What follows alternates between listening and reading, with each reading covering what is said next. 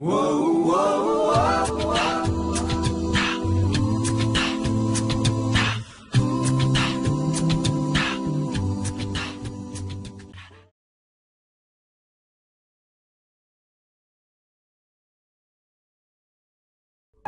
মানুষের অসচেতনতার কারণে ধ্বংস হয়ে যাচ্ছে আমাদের বনভূমি।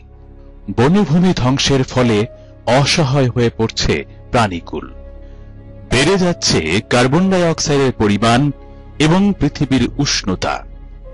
পৃথিবীর উষ্ণতা বেড়ে যাওয়ার ফলে গলে যাচ্ছে বরফের স্তূপ।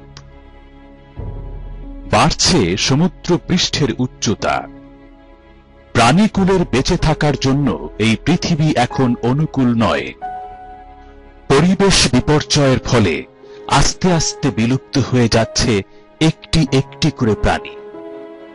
এই সৌরজগতে আমাদের বসবাস করার জন্য রয়েছে একটি মাত্র পৃথিবী। আসুন আমরা সবাই মিলে এই পৃথিবীকে বাসযোগ্য করে তুলি।